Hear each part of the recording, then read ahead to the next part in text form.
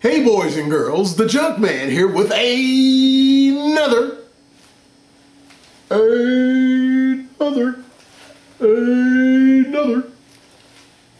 That's for all you folks with 7.1 and 5.1 digital surround. Did you hear me in like your speakers over here and your speakers over there?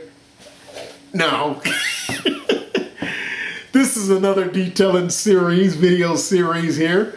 And this time, we are going to tackle the issue of buffing on complex angles on the side of your car.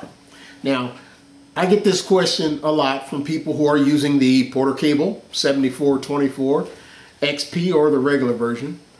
When they go to hit a complex angle on the side of the car, the pad stops spinning. And they ask me, what can I do? Why does the pad keep or stop spinning? This is a problem for me. Well, my standard answer is you're applying too much pressure. And then, of course, they say, or I should say, some of them say, no, I'm not. I'm doing it exactly the way that you say do it. And then I say, then why are you asking me that question? Because if you were doing it exactly the way I said do it, you wouldn't have that problem. What happens is when people get a curve in their on the side of the car, whether it be concave or convex, whichever the two is, they either try to push too hard to get the pad to fit inside the curve or bend around the curve. And that's not the way you do it. You have to negotiate those curves just like you would if you were driving on a winding road. You wouldn't go full blast flying down a road that has a whole bunch of turns. You would slow down and negotiate those turns. Well, the side of your car is the same way. And so what I'm going to do is show you all, for those who need to be shown, how to negotiate those given turns and curves and whatnots that you might have. Okay, so first thing I'm going to do is I'm going to show you the car that I'm working on, or the spot that I'm working on. I want to show you how bad the damage is in that spot, which the whole car is this way, because I want you not only to see how to do this, but reinforce the fact that it's going to work. Because I could just show you what to do, and you could do it, and you're still not getting the results that you want. Then you're going to think, well, it doesn't work. Well, when you see how bad the swirls are in this paint, and then I actually show you that I'm fixing it, and then I show you what the swirls look like afterwards, you can't deny that it works if you do it right. You know, I get a chuckle out of some folks who they ask me for advice, and then I give them the advice, and then they want to argue, and I'm like, wait a minute. You just asked me a question, and I gave you an answer, and then you're gonna argue. And I'm like, how are you gonna argue? You're the one asking the question. Some people just crack me up, but I'm gonna show you that, you know, that's the way I do it. Keep it real. No faking the funk in the garage. Y'all know that. So Brother is Garage Production. So let me grab the camera now and readjust my light and let you see how bad the damage is in this car. Here we go. Okay. As you know, I don't like to do a lot of editing. So at any given point, you're bound to see no telling what as I'm moving around here. So I'm coming in close, and let me see how close I can get where you can see the swirls. Yeah, I'm thinking you all can see those real good. Tell you what, I'm gonna cut the light down just a little and see if it's a little bit easier to see. So I'm dimming the light some. So let's see here. Yeah, that's even better. That's even better. Look at all the damage. Look at those swirls. Holy cathedral. They are everywhere. And then as I come up here to the top, look at them. Look at them.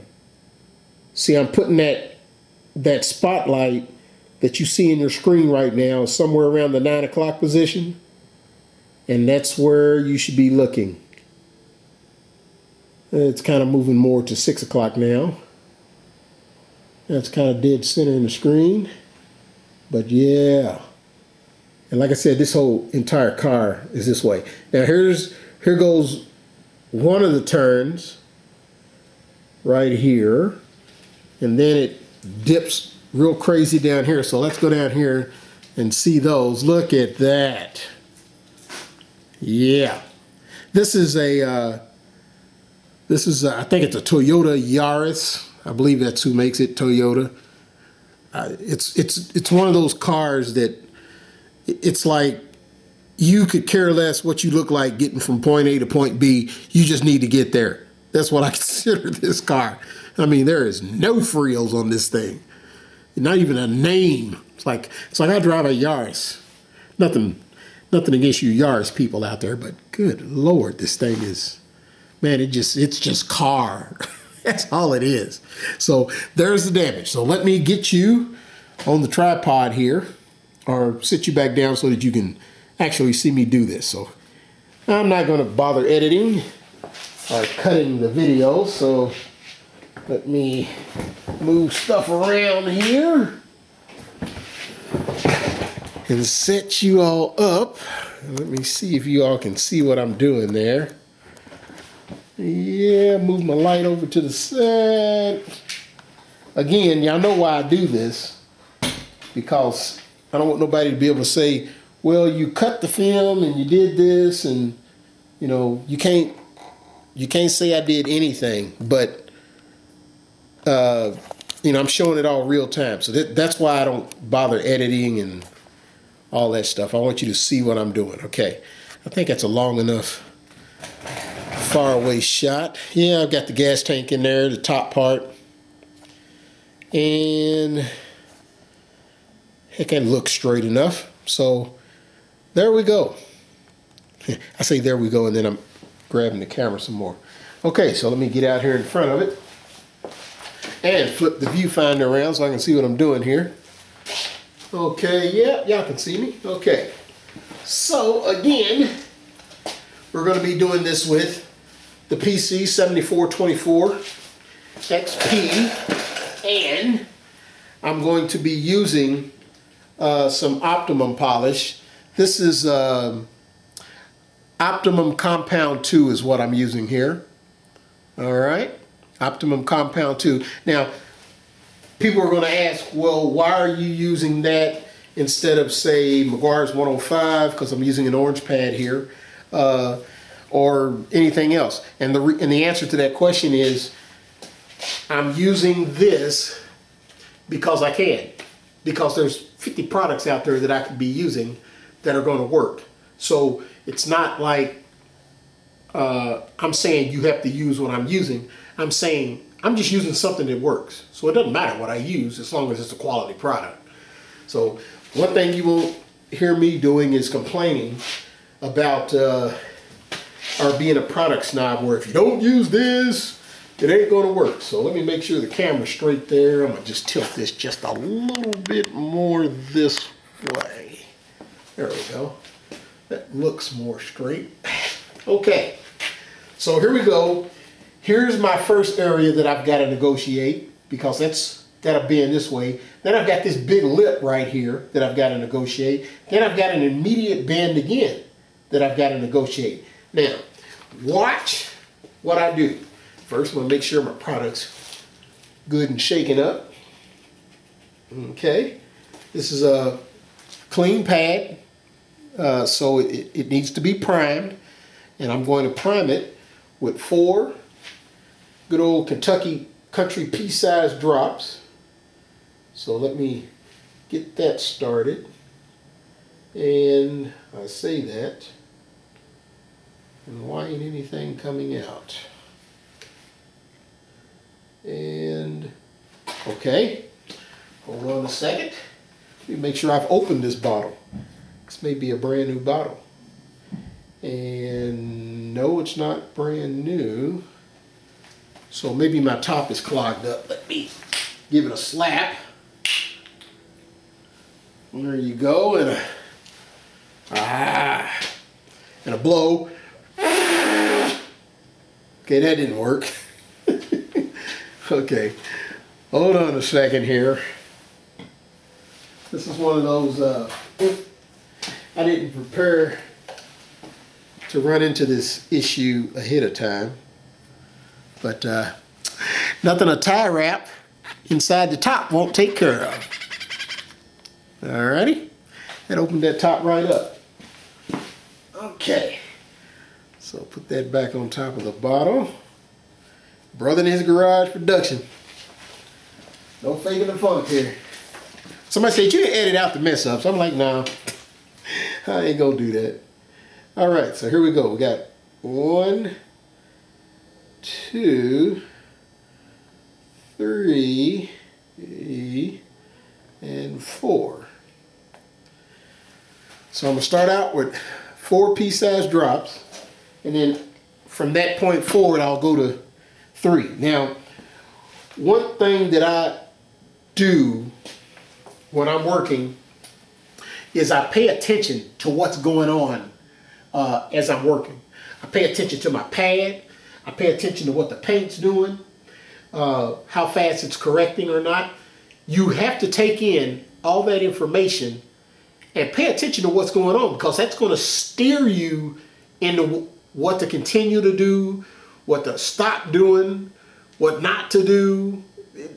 You have to pay attention to what's going on, especially with your pad and with the paint. Those are 2 most important things. So I've got my 4 pea-sized drops on there.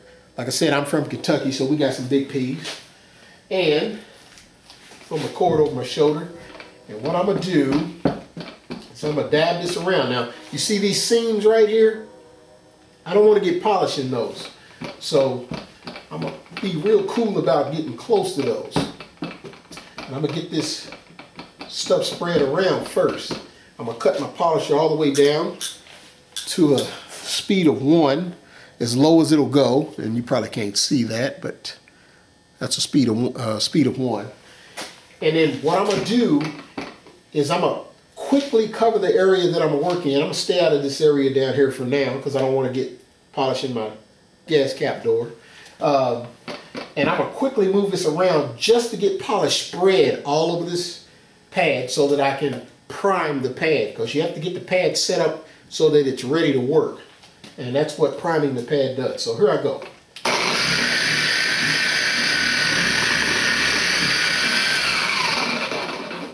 Okay, at this point I should say, I am now ready to do some work. Now, here, let me see if y'all can see my mark. It's gonna be next to impossible to see my mark. I've got a black mark here and a silver mark here to help you see this pad spinning, but it doesn't look like you're gonna be able to see it that well. I know you're not gonna be able to, so you're gonna have to pay attention to the holes. But the most important thing is the pad has to keep spinning. If it stops spinning, then you're messing up. So here I go. I'm gonna start about right up here. And I'm gonna crank this up to a speed of 5, because I never work faster than a speed of 5. And I should have worn my glasses. So now I'm on a speed of 5. I hope that's in focus. And here I go.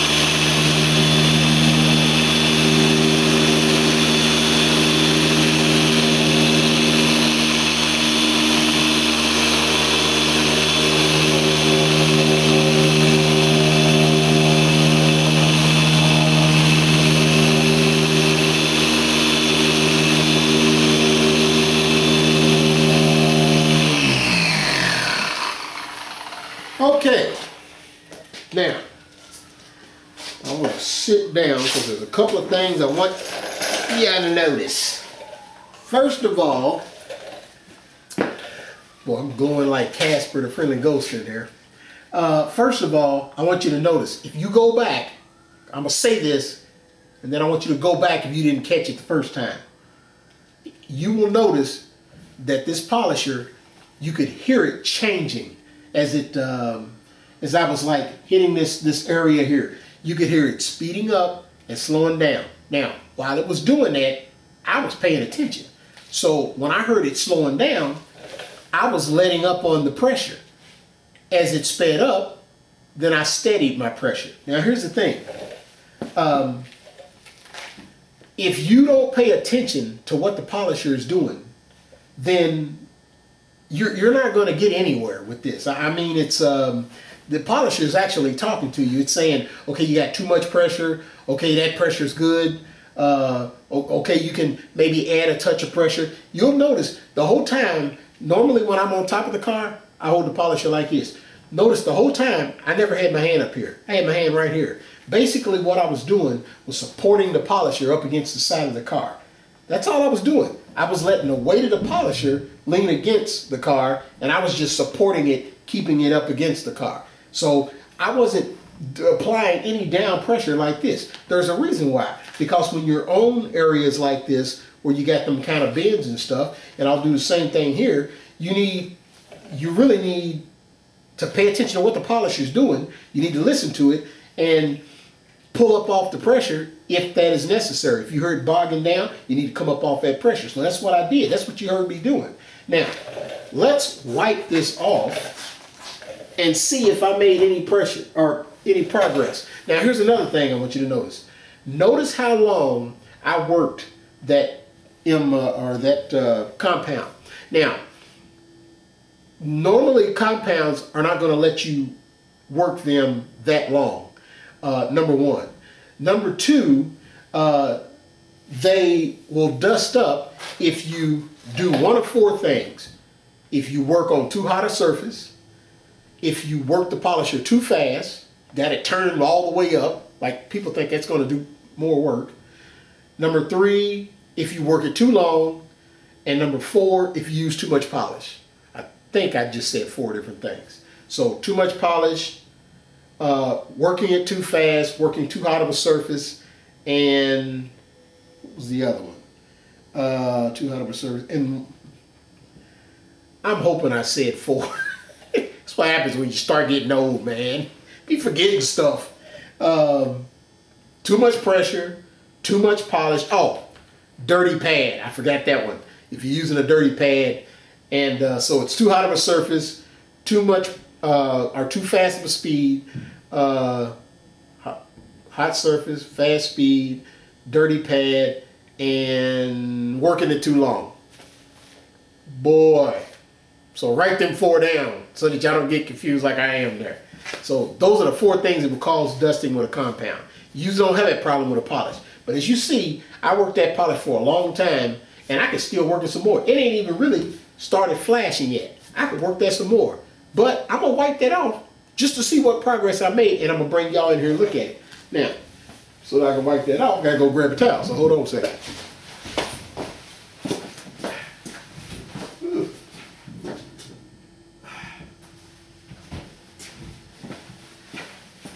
Okay, got one of my Eagle Blue edgeless towels from theragcompany.com, and let's wipe this off and see what kind of progress I made. Now this is one pass, and this car is a rental car. It is a rental car. You know that this thing has not been cared for correctly. Has not been cared for correctly. And I mean not.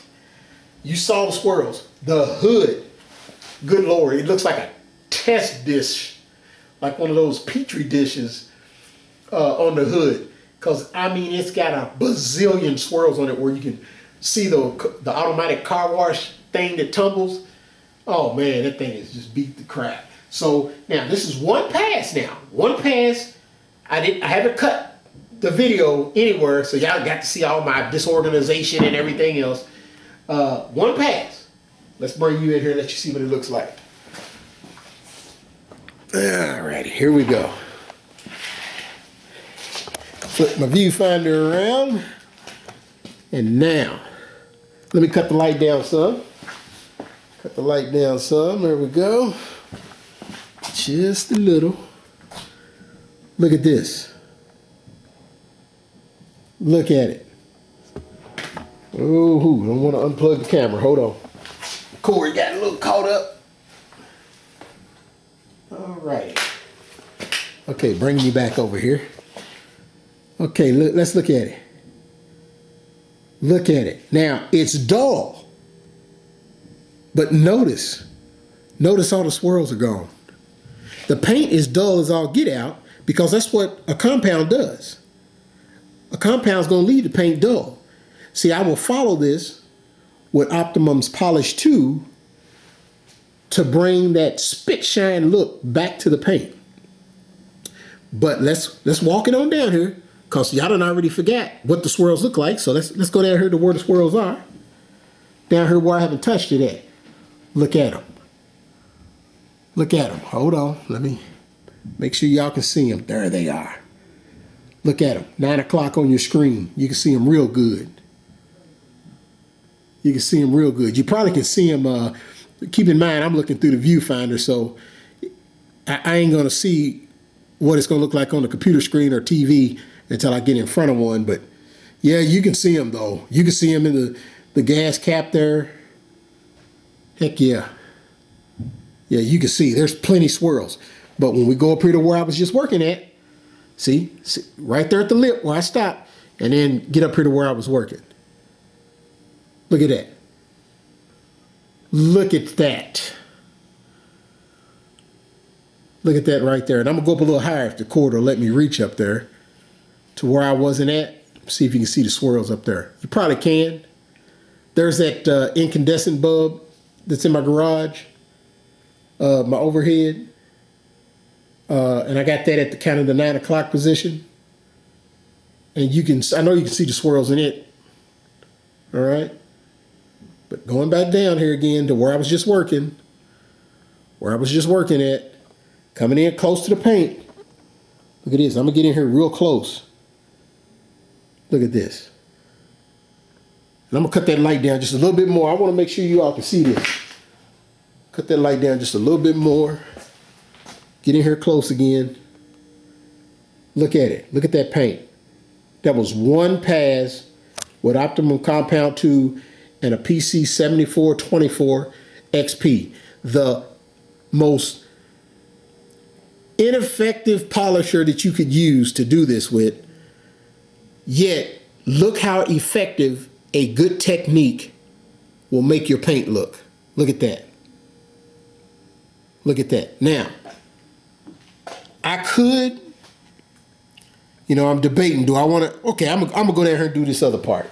Because, some people might need more proof. So let me flip my viewfinder around here. Point the camera where it needs to be. Put some more light on it. Make sure I can see myself. Move it around here. And again, it's because I'm not editing anything. Alrighty. Okay, so now let me grab the PC here. And now there's two things I want you to recognize. First, like I said before, I could have still worked that compound some more because I didn't work it all the way in.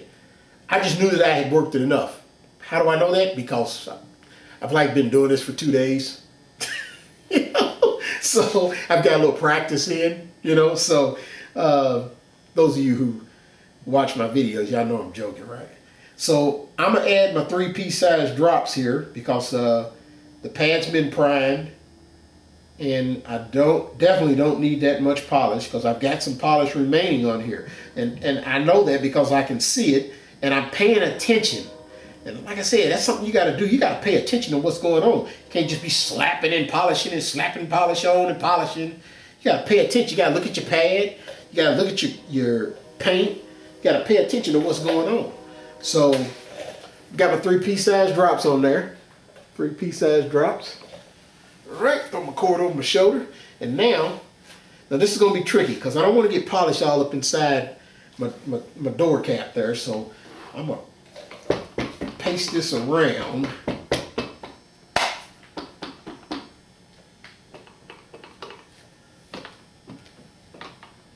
I'm going to spread this out as much as possible. You see how it's like real white over here? I started it over there for a reason because I was trying to get rid of some of that polish before I move it over here so I can keep it out of the door there. Normally, I would not polish over a gap with this much polish on the pad. Most people tape it off. What I do is I avoid gaps till I've worked the polish in. And I've got a video that shows this. But I avoid the gap until I've worked the polish in. And then once I've worked the polish in, then I'll go over a gap. It doesn't bother me then because I won't get any polish in there. So I'm going to kind of concentrate in this area and work this polish in a little bit. And then I'm going to start going over that gas cap. And hopefully that'll keep most of the polish out of that door there. Okay? So here I go. And this time I'm not going to spread it around. I'm going to just kind of work it in this area. Here I go. Speed of 5, 9 to 14 pounds of pressure. But I'll probably be applying even less than that. Here we go.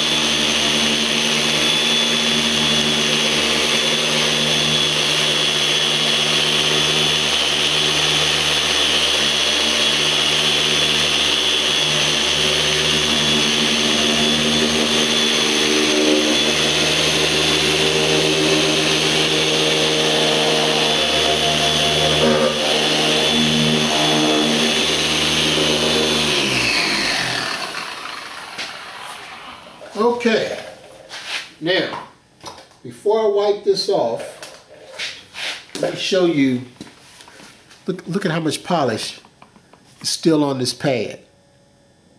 See how much polish is still on that pad? And I've done from here to here.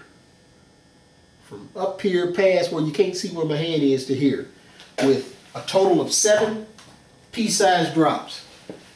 And let me show you this before I wipe it off. The polish has not even fully begun to flash. I could work that some more if I wanted to. See that?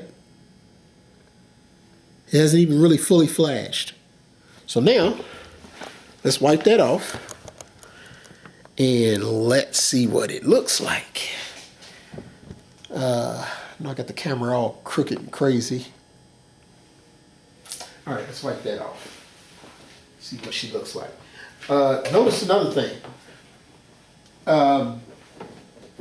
Although I'm letting this polish sit on here while I'm talking, notice it's not giving me a whole heck of a lot of trouble when it comes to wiping it off. Okay? Now, before I go to the polish, because I'm using the compound right now, I keep saying polish, but this is a compound. Before I move to the compound, or to the polish, I would wipe this stuff down with detail spray to make sure I got all the compound off of there. But let me let you look at what this looks like. Come on in here, cut the light down some. Alrighty. Let's see what it looks like. Okay, here's where we were down here working in. Look at it now. Look at that. Those swirls have been lessened like 1,000 times what they were. Let's look at the door cap, because there was 1,000,000 of them on there. It is seriously, I mean, darn near pretty much eliminated. Look at it. I gotta move it slow, because I want y'all to be able to see what I'm seeing. Look at that. I mean, I can see a little something remaining, but most of it's so darn light that the polish is probably going to get rid of them. Again, you use the compound to remove all the damage, and then the polish to spit shine the paint. Because right now the paint looks dull. It looks clean, but it looks dull. So that polish is what you use to follow the compound with. That polish is going to bring that paint back to a lustrous, super deep shine. Look at that. Now let's back it up so you can see how complex the curves were. See, now I'm using that overhead light. Well, it was. Where'd it go? There it is. So you can see just how complex the curves were. You got a big dip here, you got a big ridge here, and then you got another dip here. And y'all saw how I worked it. I just manipulated the polisher. I listened to the polisher. I listened to what it was doing, and I responded accordingly. And that's how I manipulated that. It took all those swirls out with one pass on each side, on each part, and it's that simple, folks. It is that simple. Let me put you back on the tripod and finish this up. Ready? So, how did I do it, boys and girls? It's called technique. That's all it is. It's technique. It ain't what I used. It's how I used it. You know, the equipment that I used and the polish that I used, it's more a case of how I used it. It's technique. That's what it is. So for you people that, you know, y'all get in a curve like this and you trying to force the pad down in there and then you wonder why you ain't doing no work, go back and watch my machine polishing for novices videos, all 5 of them, 2 hours worth of video, and you'll find out why pushing down all hard ain't getting you anywhere. What you gonna do? Beat the squirrels into submission? It don't work that way. That's not how. The Porter cable was not made for buffing cars. That is not what it was manufactured for. It's a sander. It was made for sanding wood or sanding on stuff. It's a dual, or not dual. It's a orbital sander. If you look it up, you'll see it advertised as an orbital sander. Now, people who don't know will call it a dual action polisher, but that's not even what it was manufactured to do. It's a sander. So someone got cheap and said, hey, I'm gonna use it to fix paint with, and ta-da, we found out, well, with a good technique, you can fix paint with it. It takes freaking forever, but you can do it. You can do it. So there it is, boys and girls, just a quick video. I say it's quick, but those of you all seeing my videos for the first time, y'all think it's this long. Watch some more of my videos. I'll show you long. But that's a quick video showing you how to buff on the side of the car. What's the most important thing about buffing on the side of the car? Technique, boys and girls. Technique. Listening to the polisher, hearing what it's doing, watching the back plate, watching it spin, making sure it keeps spinning, knowing how or when and when not to apply pressure, knowing just how much pressure to apply. This comes with practice and paying attention. All right? So that's pretty much it, boys and girls. Another Junkman Burning His Garage production video in the can and coming up to you somewhere close on the World Wide Web. This is the Junkman shining out.